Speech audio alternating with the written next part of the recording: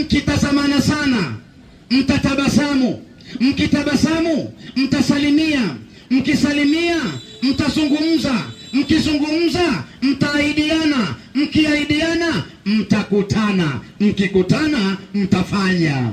Zinaa ni dakhala shay'in fi shay'in, ni kitu kuingia ndani ya kitu, ndio inaitwa zinaa. Kitu kuingia ndani ya, mbona msemi? Sasa kitu kikiingia ndani ya kitu, ndio Allah akasema wala takarabu zina, msikurubie zinaa, kwa sababu zinaa haipo karibu yetu, zinaa ipo mbali na waumini. Ni hivyo mwanadamu anapoikurubia zinaa, maana yake amefanya hatua kutoka alipo yeye hadi kuikurubia zinaa.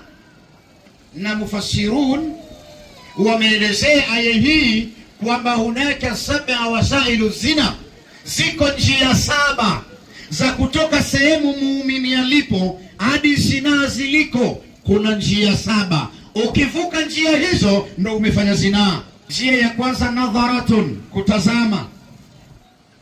Yani mwanadamu yeyote kama hutoweka mipaka ya macho yako, kazi yako ni kodo, kukodolea watu wa kiume, kukodolea mabinti wa kike, kukodolea vijana, hii ni hatua mojawapo ya kuifuata zinaa iliko. Dhibiti mipaka ya macho. Kama imetokea ukamtazama binti, we kijana, ukamwona huyu binti kavutia sana, astaghfirullah, elekeza uso wako kando, endelea na shughuli zako. Sio unamtazama anapokuja, anaposogea unashusha macho, akipita unageuka. Madhambi. Haki ya Mungu nakwambieni, Sheitani anapoamua kuwachanganya wanaume katika ulimwengu wa zinaa, hukaa kwa wanawake sehemu hizi.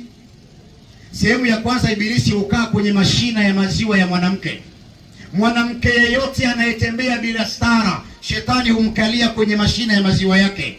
Si maziwa yako wazi, mashina ya maziwa yanaonekana kwa juu, Ibilisi anakaa pale. So mwanamke anapotembea barabarani, lazima wanaume watabagawa, kwa sababu Ibilisi pale anafanya mambo yake.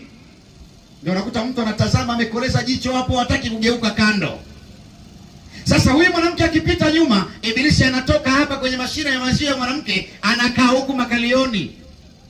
Ndio unaanza kuona mwanamke anavyotingisha. Sasa badala ya kuendelea shughuli zako, wewe unakaa ukitazama hayo makalio ya mwanamke ambayo ni haramu kwako wewe kutazama. Na ndiyo maana katika sheria za Kiislamu, mwanamke anapovaa stara, vazi kamili za mwanamke, stara kamili ya mwanamke, ukivaa baibui lako unalovaa